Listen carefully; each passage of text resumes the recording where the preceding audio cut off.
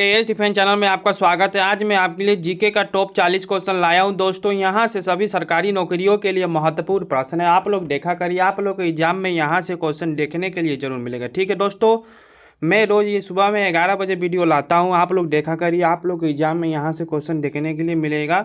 सब previous year question होता है। ठीक है दोस्तों, सभी प्रीवियस ईयर का क्वेश्चन होता है। आप लोग देखा करिए। ठीक है दोस्तों, और बताया करिए, लास्ट तक देखा करिए और बताया करिए कि 40 में से कितना सही करते हैं। ओके, 40 में से आप लोग कितना सही करते हैं लास्ट में बताया करिए। ठीक है दोस्तों, चलिए शुरू करते हैं। भारतीय रिजर्व बैंक आरबीआई की स्थापना कब हुई थी? बताइए दोस्तों, कब हुई थी? ये दोस्तों सीएचएसएल में आया हुआ है। पहला का बी 1935। क्या है दोस्तों? 1935। ओके, चलिए।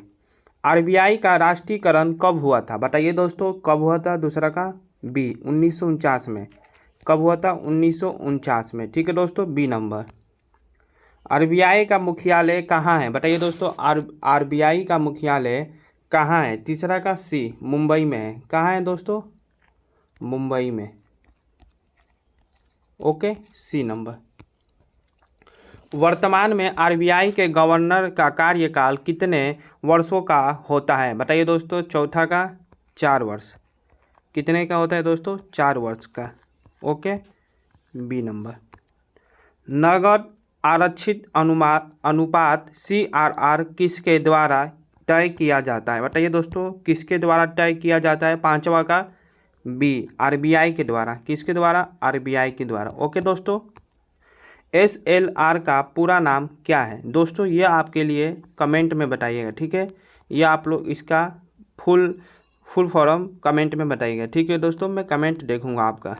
चलिए, रिपो रेट का अर्थ क्या है? बताइए दोस्तों, क्या है? सातवां का ए आरबीआई से ऋण लेना। ठीक है दोस्तों, आरबीआई से ऋण लेना रिपो रेट का अर्थ है। ठीक है दोस्तों, रिजर्व रिपो रेट का अर्थ है। बताइए दोस्तों, आठवां का सी आरबीआई बैंक से ऋण लेता है। ठीक है दोस्तों, सी होगा। ठीक है दोस्तों, क्या होगा? सी। भारत में पेमेंट बैंक की शुरुआत कब हुई? बताइए दोस्तों, भारत में पेमेंट बैंक की शुरुआत कब हुई? नौवा का दोस्तों 2015 से। कब से? 2015 से पेमेंट बैंक की शुरुआत हुई थी। ठीक है दोस्तों, चलिए। पेमेंट बैंक का अधिकतम कितनी राशि का जमा स्वीकार कर सकता है? बताइए दोस्तों, कितनी राशि को स्वीकार कर सकता है? बताइए दोस्तों, 2 लाख। कितना दोस्तों? 2 लाख तक स्वीकार कर सकता है। ठीक है, डी नंबर। मुद्रा बैंक की स्थापना किस वर्ष हुई थी? बताइए दोस्तों, किस वर्ष हुई थी? 11 नंबर का आंसर क्या होगा? 2014 में। ए नंबर आपका आंसर होगा। मुद्रा योजना के अंतर्गत ऋण की अधिकतम सीमा कितनी है? बताइए दोस्तों, कितनी है? 12वां का 10 लाख। कितनी है दोस्तों? 10 लाख। B number. SIDBI का पूरा नाम क्या है? बताइए दोस्तों, क्या है? 13वां का आंसर क्या होगा? Small industries development bank of India. ठीक है दोस्तों, बी नंबर आपका आंसर होगा। डिजिटल बैंकिंग में क्या शामिल नहीं है? बताइए दोस्तों, क्या शामिल नहीं है? 14 नंबर का आंसर आपका क्या होगा? Cheque book. Okay, cheque book नहीं शामिल है। सी नंबर आपका आंसर होगा। ठीक है दोस्तों, चलिए आइए 15 नंबर देखते हैं। आयकर इनकम टैक्स किस प्रकार का कर है? बताइए दोस्तों, 15वां का आंसर प्रत्यक्ष कर। ए नंबर आपका आंसर होगा। ठीक है दोस्तों, वस्तु एवं सेवा का जीएसटी किस प्रकार का कर है? बताइए दोस्तों, 16वां का आंसर आपका क्या होगा? अप्रत्यक्ष कर है। ठीक है, बी नंबर। कस्टम ड्यूटी किस पर लगती है? बताइए दोस्तों, कस्टम ड्यूटी किस पर लगती है? 17वां का बी निर्यात आयात पर लगती है। ठीक है दोस्तों, बी नंबर आपका आंसर होगा। शुल्क फीस किस प्रकार की वसूली है? बताइए दोस्तों, 18वां का आंसर बी प्रतिफल आधारित पर। ठीक है दोस्तों, बी नंबर आपका आंसर होगा। भारत में पहली बार बैंकिंग विनियम अधिनियम कब आया? बताइए दोस्तों, 19 का आंसर आपका क्या होगा? 1949 में आया। ओके, 1949 में आया। सी नंबर आपका आंसर होगा। अनुसूचित बैंक, ठीक है, शेड्यूल बैंक किस अधिनियम से परिभाषित है? बताइए दोस्तों, किस अधिनियम से परिभाषित है? आरबीआई अधिनियम 1934। ए नंबर आपका आंसर होगा। ठीक है दोस्तों, चलिए। गैर अनुसूचित बैंक किस अधिनियम से परिभाषित है? बताइए दोस्तों, किस अधिनियम से परिभाषित है? आरबीआई। ठीक है। राष्ट्रीयकृत बैंक की शुरुआत किस वर्ष हुई थी? बताइए दोस्तों, किस वर्ष हुई थी? 1969 में। ठीक है, सी नंबर आपका आंसर होगा। ठीक है दोस्तों, भारत में निजी बैंक दो प्रकार के होते हैं। बताइए दोस्तों, कौन कौन होते हैं? एक पुरानी पीढ़ी और एक नई पीढ़ी। ठीक है दोस्तों, बी नंबर आपका आंसर होगा 23 का बी। पुरानी पीढ़ी के निजी बैंकों की शुरुआत कब हुई? बताइए दोस्तों, 24 का आंसर आपका क्या होगा? 1991 में हुई। ठीक है, 1991 से पहले ही। नई पीढ़ी की निजी बैंक की शुरुआत कब हुई? बताइए दोस्तों, कब हुई थी? 25 का आंसर आपका क्या होगा? 1980। 25 का आंसर, सॉरी दोस्तों, 2000 में हुआ था। 25 का आंसर दोस्तों डी नंबर आपका आंसर क्या होगा?